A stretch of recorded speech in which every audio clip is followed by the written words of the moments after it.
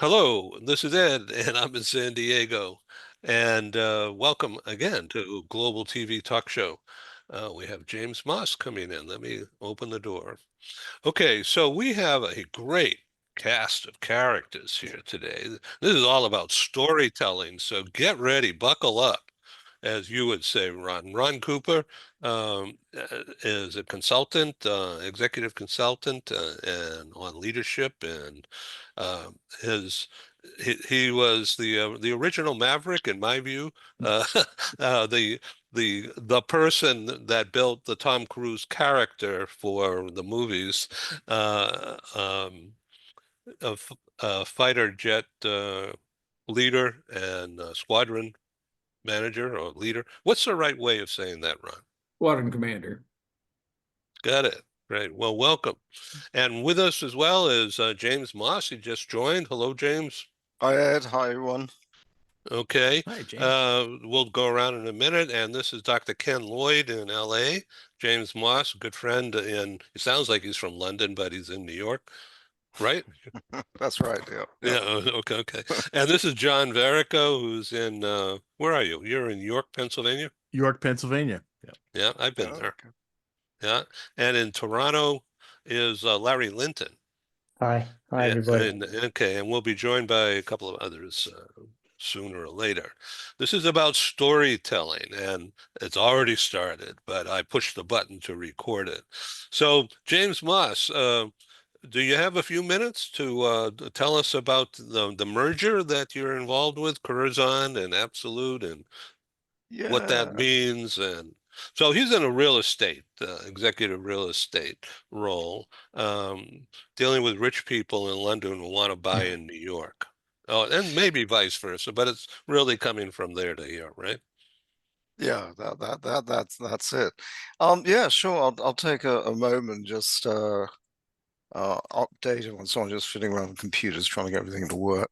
Being a technologist, it's always Yeah, me too. always I a forgot to handicap. push the button. So That yeah, is step number one. yeah, right.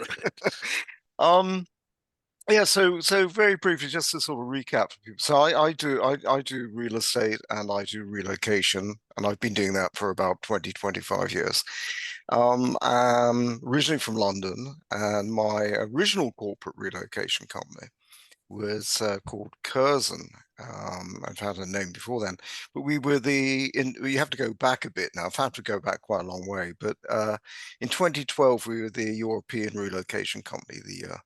And 2013, we were the runners-up. We should have won, actually. Somebody won who we never heard of since. And 2014, that business was sold. We had someone who came along and was very keen to acquire us, so that was fine. We did that. So I kept the real estate side running in the meantime, which is really a private client business and property management business in London. And 2016, moved to the United States, where I've always done business. I actually was at university here like many decades. We're talking decades now, Ed, ago. That was Boston Um, College? yeah, it was great. Yeah, Loved a right. couple of great Yeah, years there. yeah. Boston, wonderful, wonderful city. So I used to, that's where I grew up, and I actually had a home that was maybe 2 miles from the campus. Oh, okay, Yeah, great, right in Chestnut Hill area. great. I used to play rugby there because there were lots of expats kicking around, and we wanted a good beating up on a Saturday afternoon. And I also played American football, strangely enough. I mean, not that I'm the biggest guy in the world, but it was a real education. I played on a league team, and the most terrifying game. I mean, we played it. We're in a local league. We lost every game. We're a house, a student house with skinny kids, right? And we So did you lost. wear equipment, or did you go naked? No, it's just like rugby, no kid at all. You just sort of rocked up and hope you didn't get killed. Um, and we fought. We fought. It felt like a battle, I have to say. This local team, which comprised entirely of Boston bouncers, Yeah, well, and they were all no offense out there, but the yeah, Irish kids they were were Irish. They were were monsters. brutal, No, I brutal. love Yeah. the Irish, but God, they're tough. Yeah, but they didn't love you. These guys were no exception. And I tell you, I thought I was going to die. I mean, I was sidestepping, pulling shirts over people's heads. I mean, the whole thing was a pandemonium. We had a great time. We had a couple pints with them afterwards. You know, they were really good fellows. But anyway, so I'm absolutely digressing. I have no idea why. No, we're storytelling. It's unscripted. But anyway, so I've been in the States for about 8 years now, and operate Curzon over here. I brought Curzon over, and Curzon do two things. We do real estate still. I mean, really more London-based than I say London-based in terms of traditional sort of property management and stuff.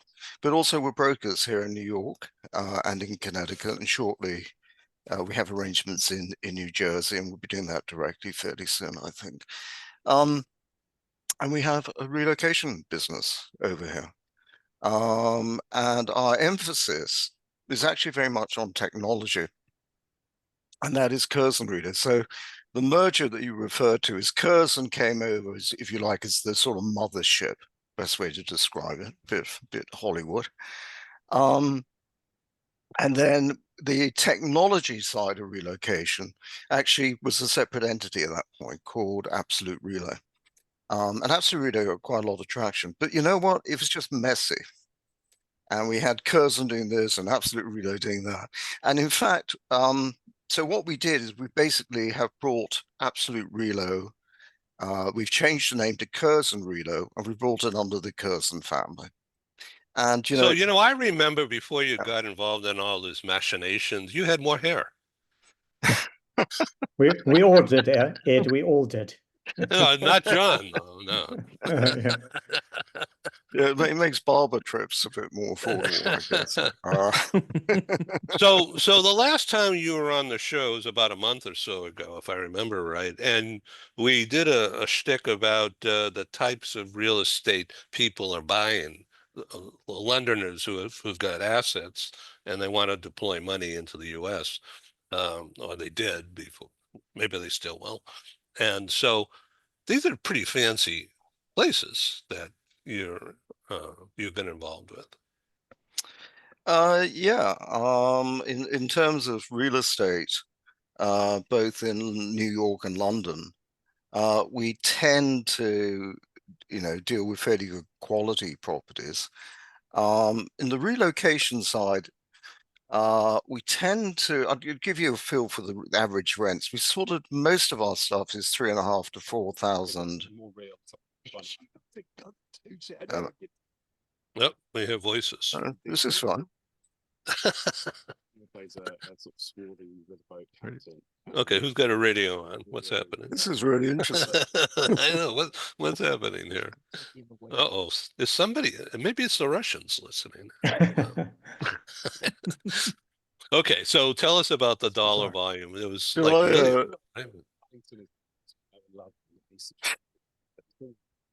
It's like the good old days when you were on the phone and you got to cross lines. Would you like me to say something, Ed? Or is this it's like the old party lines. Yeah.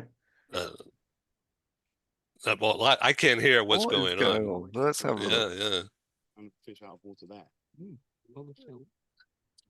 Trying to figure out what's going on. Okay, we need to move on.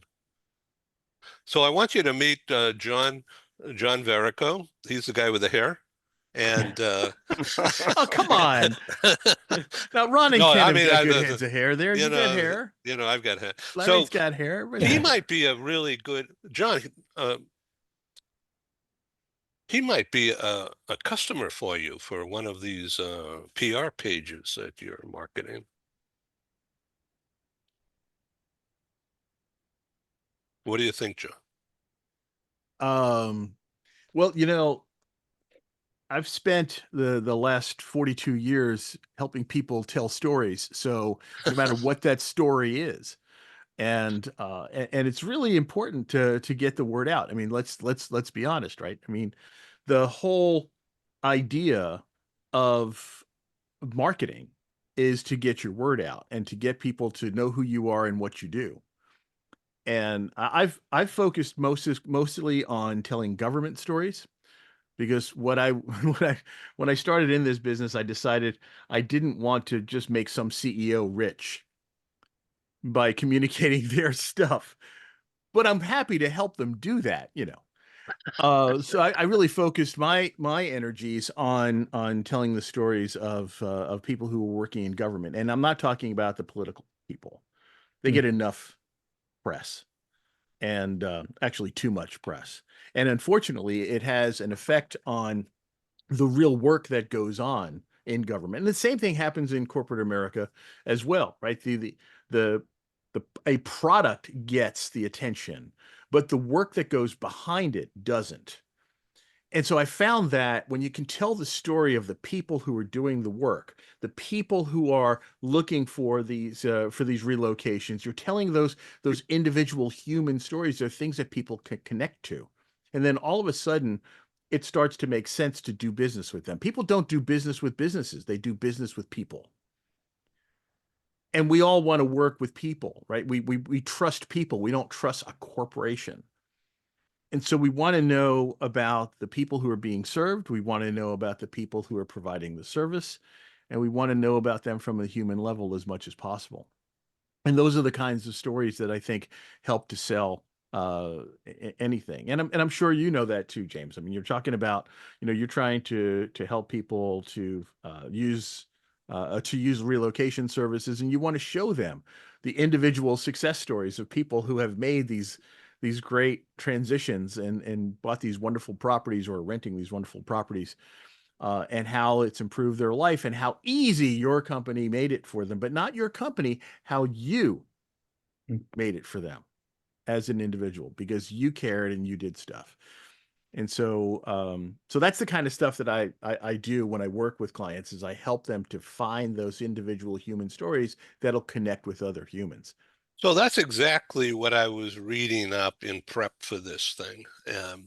I was reading the difference. It was about branding, of course, but there's a professional brand and the personal brand and merging it together.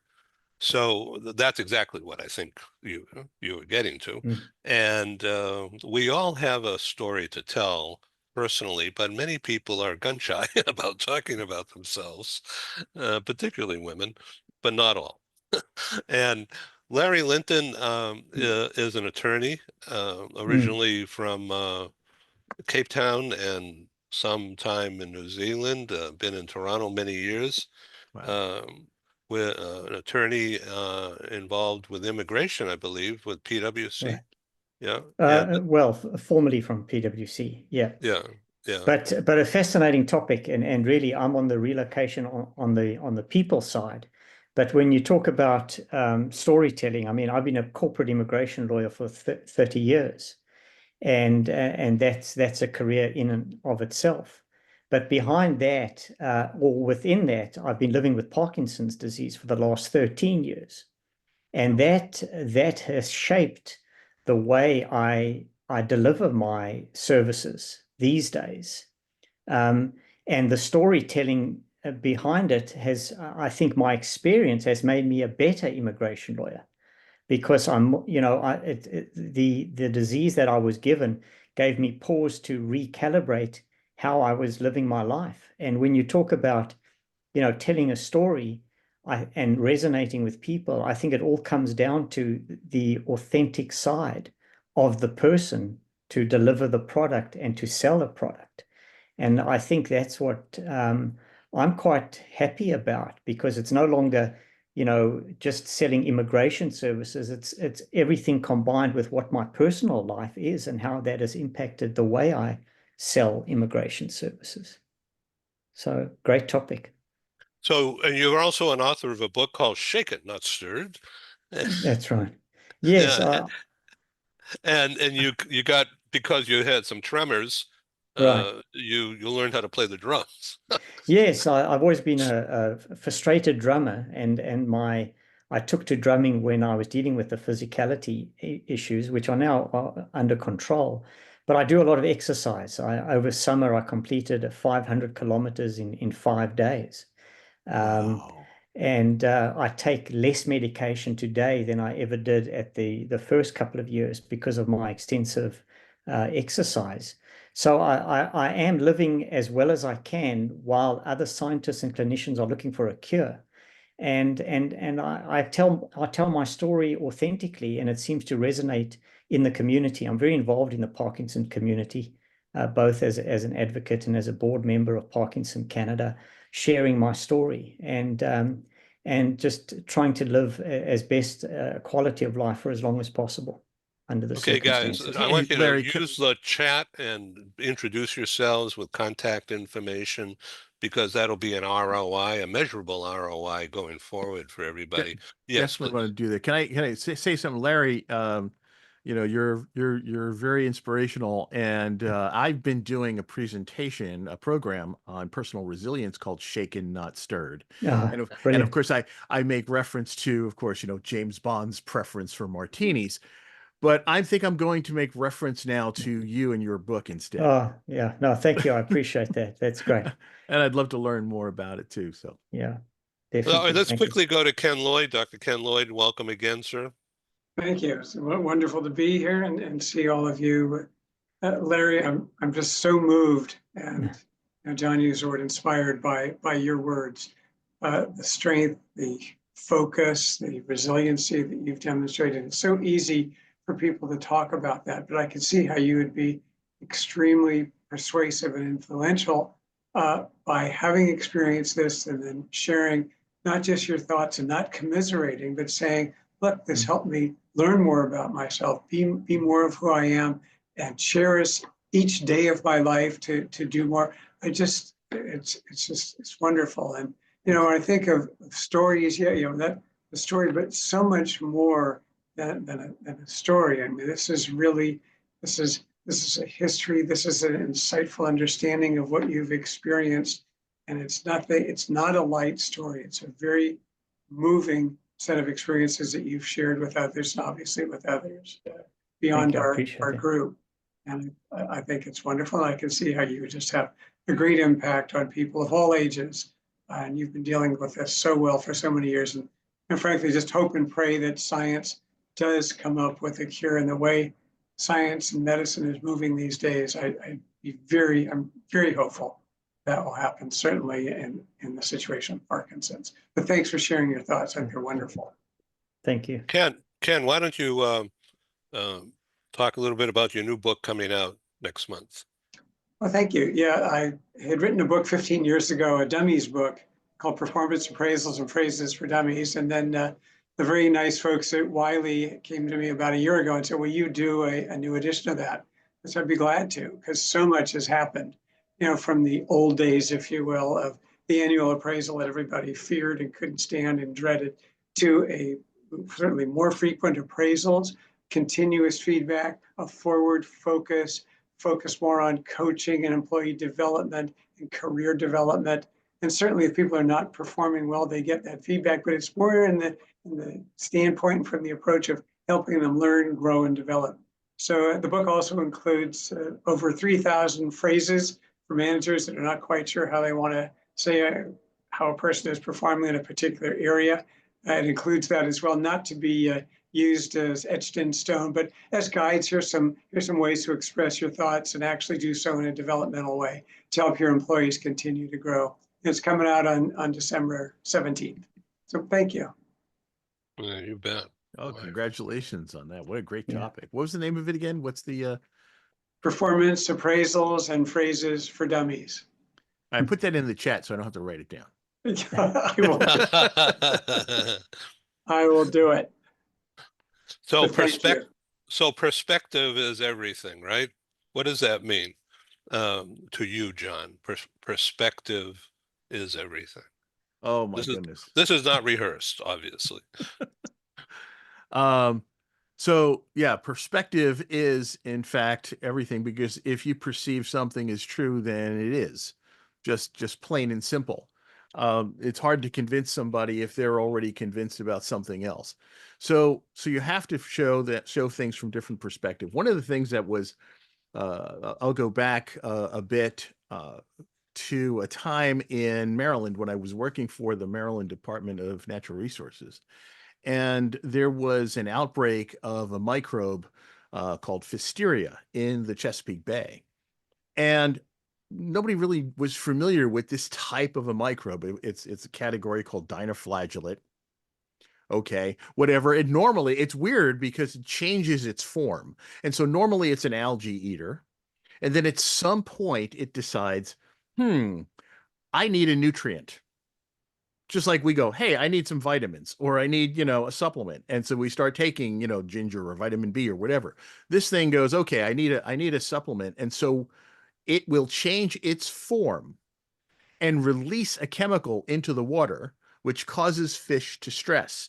When fish stress, they release a pheromone, and that is the trigger for it to change its form, for this microbe to change its form again. And now it becomes a flesh eater and eats the fish. And that's how it adopts its new nutrients, which is kind of freaky. What was happening, of course, was there were fish kills. There were hundreds of thousands of fish washing up on the shores of the Chesapeake Bay. People were freaking out.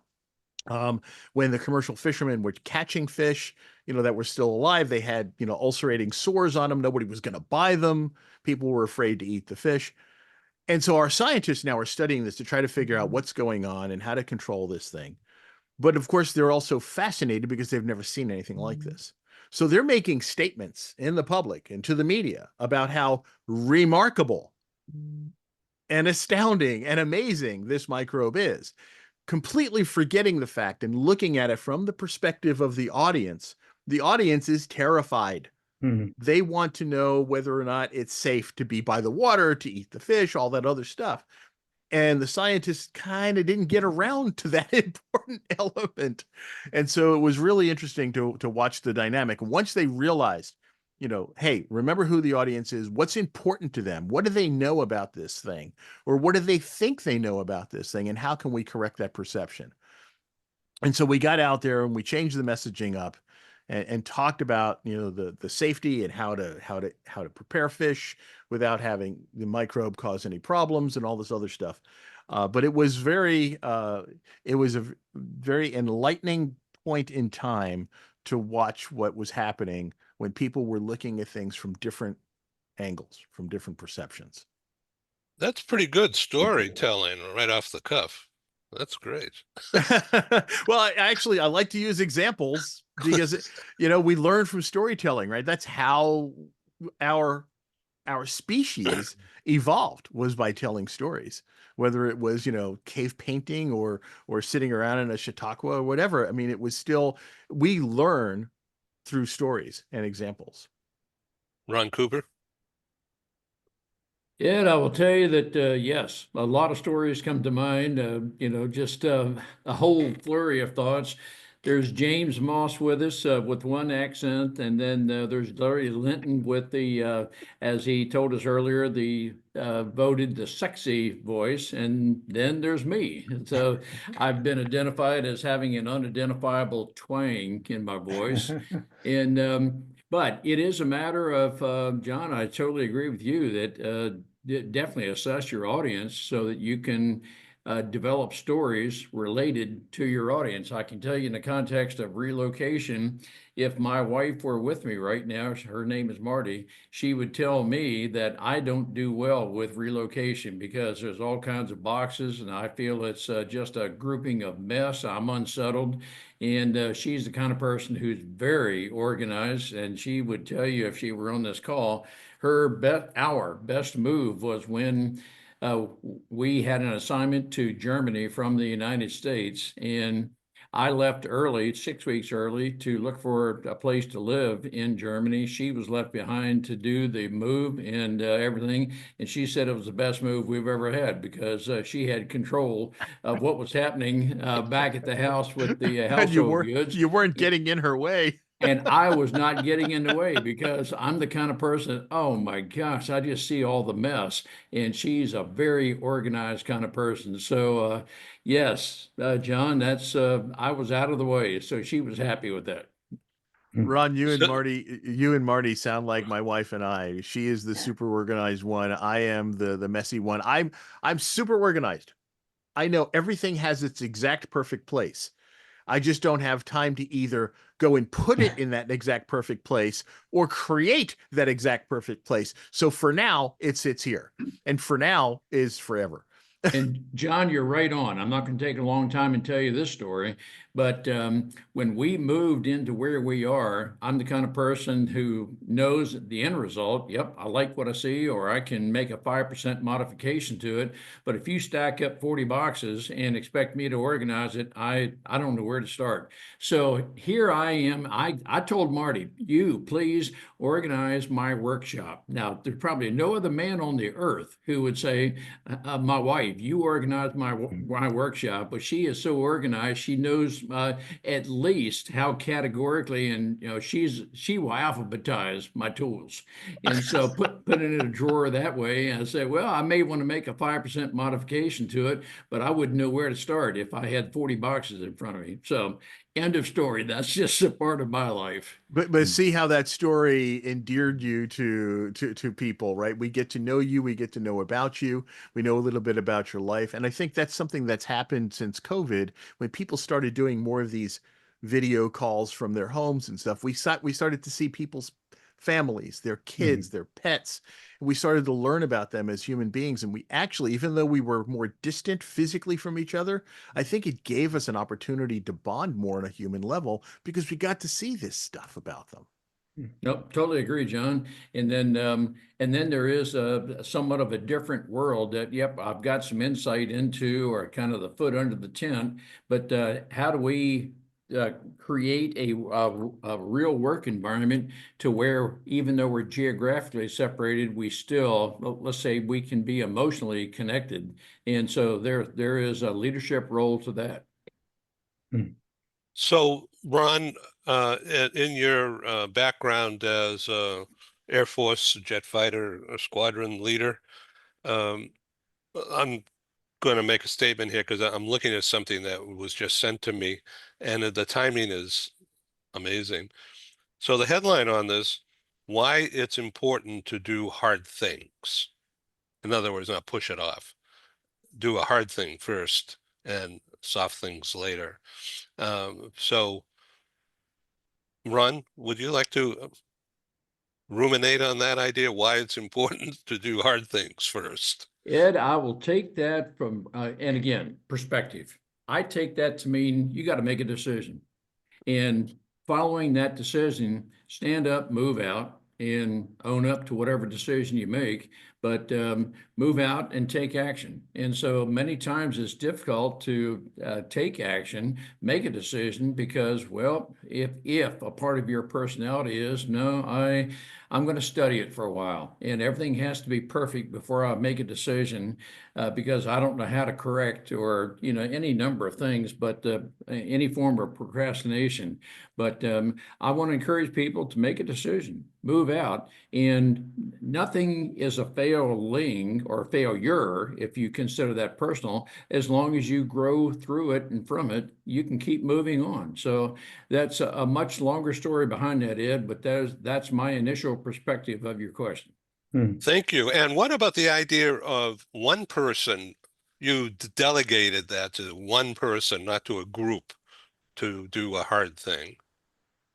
Well, in that, I hope that I have empowered that person to think well and to act on what it is I've delegated to that person. But if I'm supervising that person, it's my responsibility to empower that person to be able to go move forward with what I have delegated to that person. But I own the responsibility of having delegated whatever I gave to that person.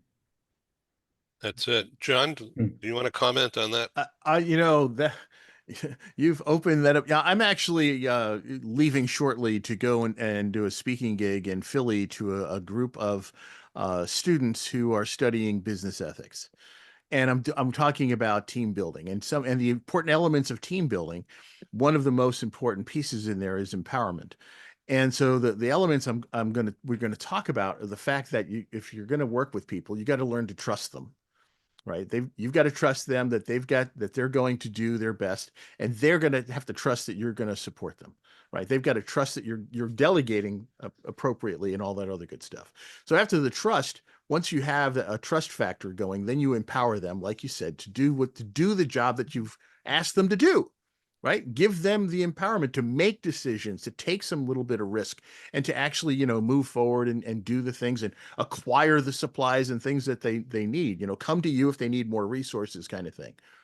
The next piece of that is holding them accountable for the result, right? And then the final piece of it all is that they need to understand that what they're doing actually matters, that it's not just busy work. And if we feel that what we do makes a difference in some way, shape, or form, we know where we fit into the big picture, then we're going to work harder. We're going to feel better about what we do. I was fortunate enough to work in an organization where they took 10% of the budget, or this particular leader took 10% of the budget and put it towards projects that he expected probably would fail. That's a huge risk. That's a big gamble. And his directive was, if this works, it'll be a game changer. If it doesn't work, we'll have learned from it and can do something else.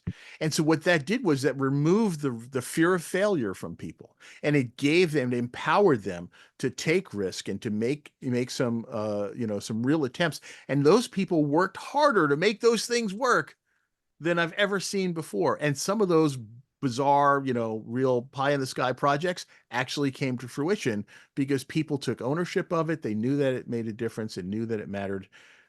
And it was a challenge, and they weren't going to be held responsible if it didn't work because they knew how impossible it almost would be. John, I'm going to follow up with you, and you and I can work together really, really well. Yeah. Sounds good. So I have to call you sir because you were an officer. I was enlisted. So no. Hey, I'm for the sake of this call, it's we're working together in the military role. I believe you're either a combatant or a combat supporter, but we're all working together on the same team. Yeah, sounds great. Well, I'm fascinated by this discussion, and I just want to answer Ed's question and then make an observation, if I could.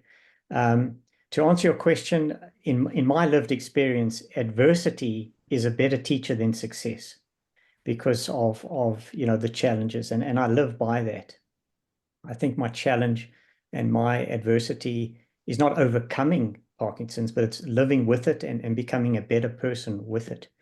And back to your point about perception, I'm always told how wonderful I look, and people are very complimentary. But the issue is that I live with a chronic, incurable, progressive illness every day.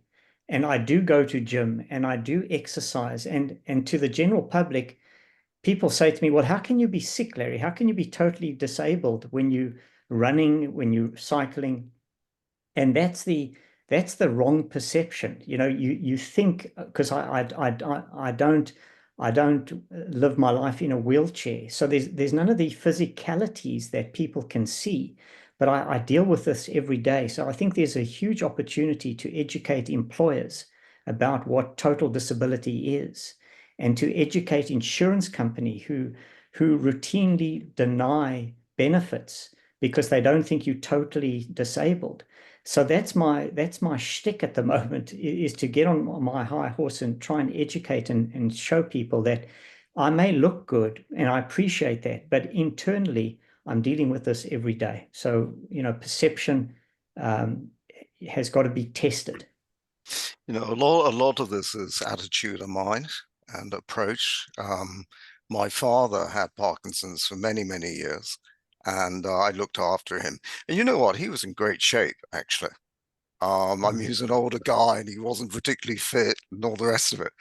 But his attitude was great, and I think it's Parkinson's is a great example, because they're things that sort of just come your way. You got to deal with them, right?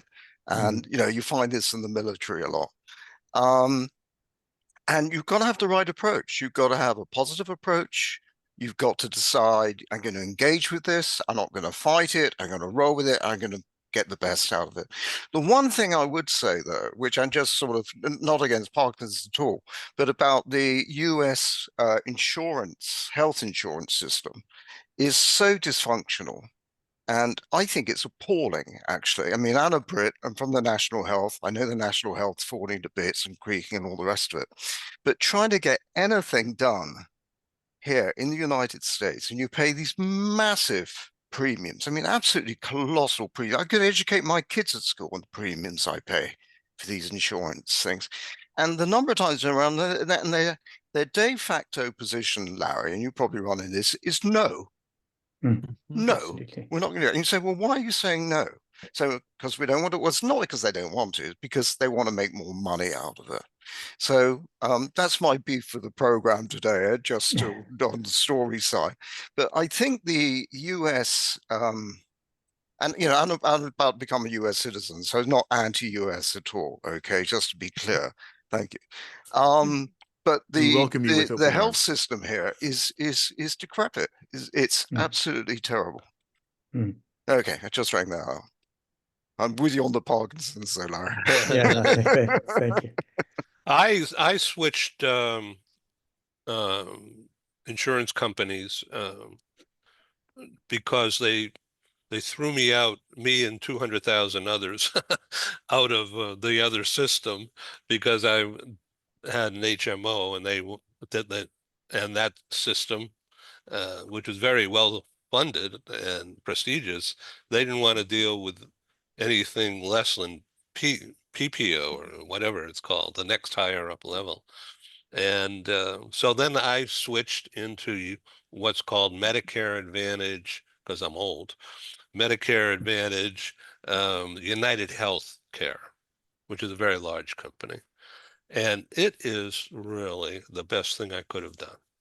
That I'm very, very happy with it. And I'll share information with you offline. Yeah, share it with me too, Ed, because Yeah, it's really of the good. age as well. So Yeah. Excuse me. So I'm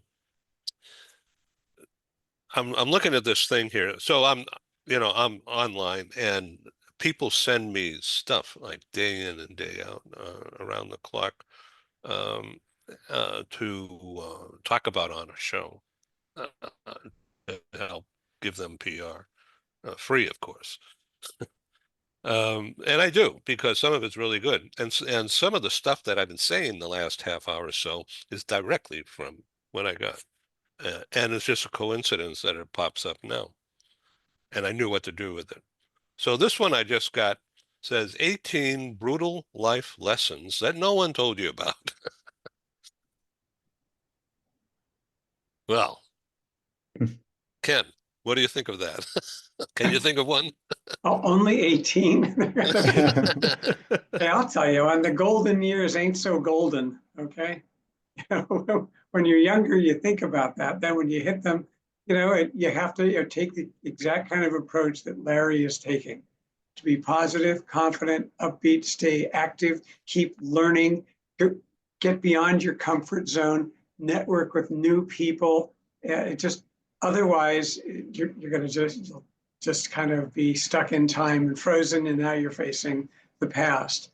So yeah, there are so many lessons that we thought that, oh, well, we understand this and that. But you know what? The world is changing. We didn't grow up with AI. I mean, I grew up with a typewriter, and we thought, what an advance when we got to an electric typewriter. Oh my gosh. But I remember in high school typing ASDFG space, LKJH 100 times until you learn. We just have to accept the fact that not only is the world changing, which we know, it's changing at an accelerated rate. And I think the biggest impact on lives already, let alone tomorrow, is going to be AI. And adjusting to it, getting some legal barriers to it. What's it going to do for careers, for jobs, for positions across the country and across the world? What's it going to do for international relations? That's just who thought of that 10 years ago. We weren't thinking that. Now here it is. And so to me, it's all, let's face forward, be confident. Larry, you mentioned the word education in there. I think that's really important. We want to change perceptions education, and whether it's through formal learning, learning from others, getting into various groups, taking classes, reading more. I mean, my wife is my life, and she's a librarian. Well said. And so there's a lot of reading, and yeah, she's organized, guys. Oh my gosh, yes. Been there, been down that road lots of times. It's great.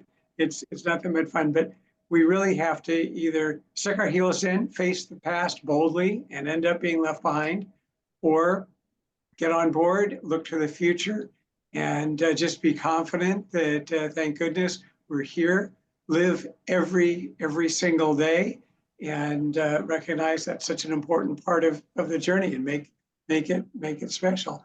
I had heard, expression, and it was kind of interesting. It was yesterday is history, tomorrow is a mystery, and today is a gift.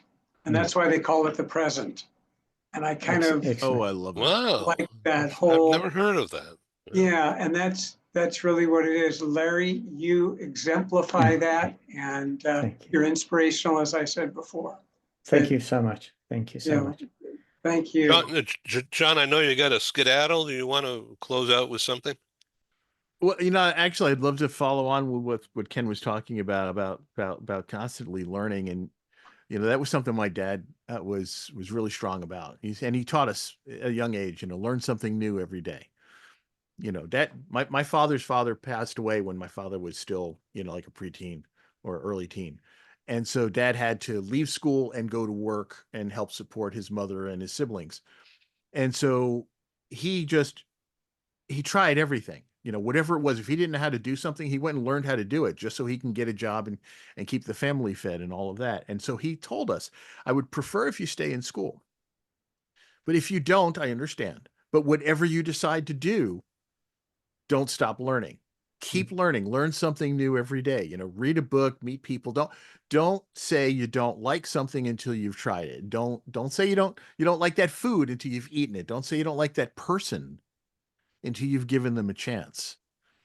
And so that's just something that I've lived with, and it's true. Every day I try to learn something new, meet new people, try new things, go new places, whatever I can do to constantly, keep building and keep growing. Because if you stagnate, that's when things go awry. And Larry, you're such an inspiration about how you just work so hard and keep going, and you're doing all this physical stuff in order to combat the disease that other people would have just said, oh, life is over. I'm just going to sit in the wheelchair now. Life is not over. No, absolutely. They always say, it'll all work out in the end. And if it hasn't worked out, then it's not the end. Yeah, absolutely. What I say to people is don't wait for their diagnosis. Don't wait for the day of diagnosis. Live your life as if you've got the diagnosis, and that keeps you in the present. And that's something that I live with. Thank you very much, everybody. I really appreciate it. Your comments. RonCooper, you're such a strong guy. I really admire that. And what do you?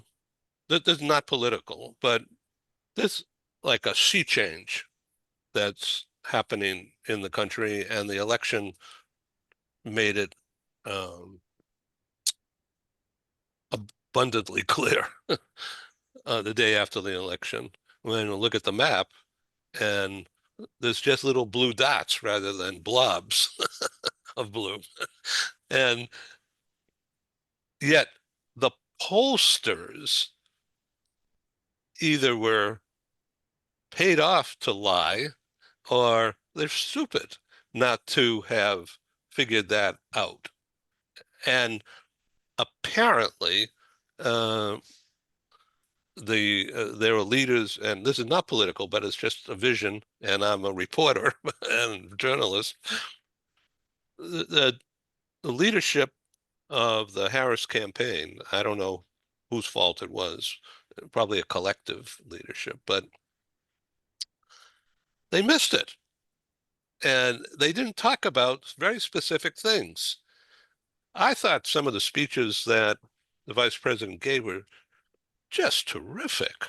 warming and just wonderful. And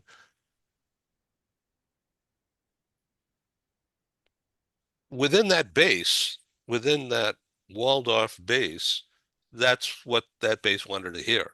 And everybody loved it. But the people outside that base that were also going to vote, but not for that stuff. They wanted more hardcore this and that and strength, and rather than woe is me kind of thing. That's my take 2 days after, you know. Ron, I know you probably have a different view, or maybe a magnified view of what I just said and more specific, but I welcome you. The mic is yours. I would not say it's a different view, Ed. I can assimilate a lot of what's the commonalities, common threads of the conversation we're having. What can we learn from this, irrespective of the party you voted for? But what can we learn from this in terms of people's needs? It's a leadership principle. What do my people in my company need? Do I know them well enough that I can meet their needs? And so it is a bit of forecasting, and or looking forward, and I'm not in any way trying to come across as a soothsayer, but we do need to be able to look into the future and learn from. I admire Larry again for what he's going through, and we can all learn. I always say very truthfully, I want to end the day knowing something I did not know at the beginning of the day. I can learn from Larry in what he's going through that, all right, how do you learn to live with that adversity? And so there's so much that we can learn from each other, that what are the needs that we're addressing? And it's maybe you would, for the X number of people you're addressing right now in that crowd, their need is, but when you're with a different audience, let's say you're posting on social media or something that is, you want to appeal to a different group, well, what are their pain points and what is it you're addressing? And so that you meet their need, as opposed to, I've just have one page of talking points and that's what I'm going to repeat over and over again. And it is, I can get long-winded about this, Ed, but it is a matter of learning and adapting to those we are serving. Tuning in. Tuning in, it's exactly what it is. And again, as we learn people, it's not only what they need, but presenting the message in a way that the person can relate to. So my personality, I can be very strong and dogmatic in some people's view. So I need to tone down when I'm with a different crowd, but I need to be very adaptable. Yeah. I think it's another great example of the pollsters messing it up again. Right. And I don't think it Second just time. happens in the United States. I think it happens around the world, particularly with the global populist movement at the moment, which is, in Europe or anywhere you care to think. And the pollsters constantly cock it up. I agree with Ron entirely. I think they didn't do any of the above. They missed everything. All the swing states, I mean, they got that completely wrong. I think they need to have a good hard look at themselves. I mean, how do you predict the future? Well, you can't. Our pollsters a short-fired thing of doing it in the world of social media and misinformation and untruths and whatever you want to call it. I think they've got, I think one, they've got a pretty hopeless task, and two, I don't think they're very good at it. I'm not surprised. I mean, I'm not surprised about the result. It's the elephant in the room, and it needs to be thrown out there. And the pollsters, I think, you've got to have a good hard look at these guys. And it's not just this election; it's other elections as well. I mean, they're constantly getting it wrong, and they're constantly getting it wrong in the wrong way, if you like. They're always leaning to more the sort of liberal side. You don't have to be political in this discussion, but they always seem to be veering off to trying to avoid one side of the conversation almost. So anyway, I just throw that out there.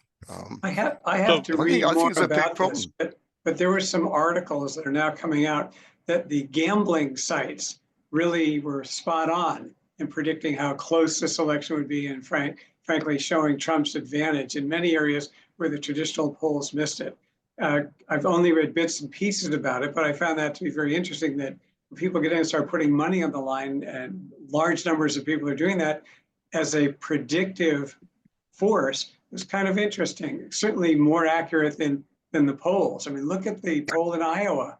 What a shame that was. Not in terms of how it came out, but that they could be that wrong. Oh my gosh.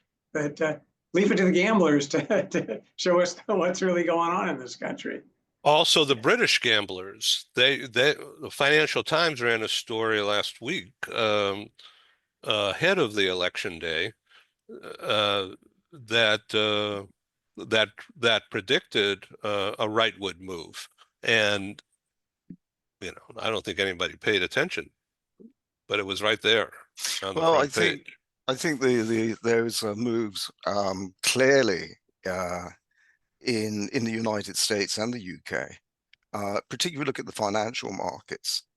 We're capitalist countries, and the United States, the world's strongest economy, and and there's a lot of grassroots down there in the financial sector. I know you're Wall Street and Main Street, but a lot of these Wall Street types are actually quite well grounded, and very conservatively often.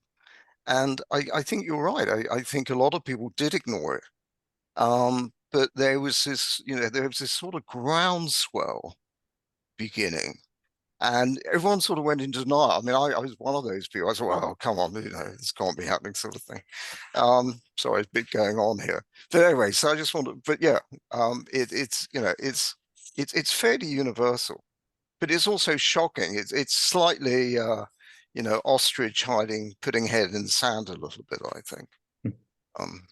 So, John, your perspective must be crystal clear, being on the inside for many years. I'll just say it is frustrating because being a leadership coach and being somebody who's observed leadership styles and techniques throughout my entire career and tried to fight against bullying behavior, I'm just astounded that America has let this happen to itself again. I'll just say it that way. But I really think that everybody in this discussion is absolutely right. They missed the ball. I think the big part of that problem is that the Harris campaign wasn't given enough runway. She really should have been able to get her game started a lot sooner in order to be more effective, and came in immediately on the defensive.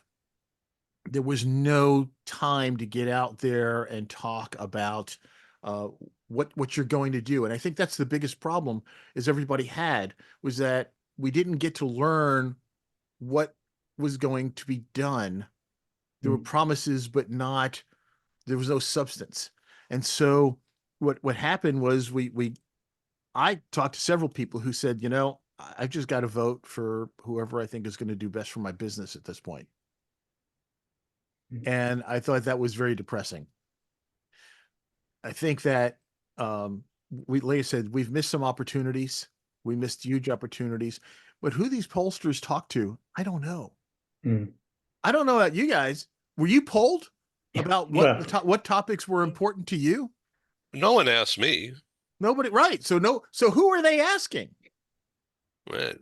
And that's the challenge, right? I don't know who they asked to find out what topics were important, but you're right. The information that ultimately was fed to the campaigns, well, obviously missed the ball because they didn't talk to people, I think, and I think they missed that opportunity. Going back to what we said earlier about knowing your audience, what they're concerned about, what do they want, what do they need, what is their problem, how can you solve that problem? Those are all basic communication skills. And not knowing what your audience wants or where they stand on something is the biggest mistake you can have. John, I'm And I going to think we guess made that mistake. that you and I may be ideologically different, and I like that because I want to learn from different people. But I will say that Donald Trump certainly rallied in places that were, I'm going to say, not strong in the red camp, that is Republican or conservative. But a lot of Agreed. people there thought, okay, boy, he's coming into a territory where he represents the minority, but at least he cares enough about me to address my concerns. And the mantra frequently is, it's the economy, stupid, or is it abortion, stupid? And I think the economy clearly won out, although we're in very different camps on those two different topics, or at least abortion. Yeah, there's a group of people who genuinely care about that, but it's every day that I'm at the grocery store type thing, and it's my expenses. That tops the list for a lot of different people. But at any rate, I think And I think that's why he came out on top.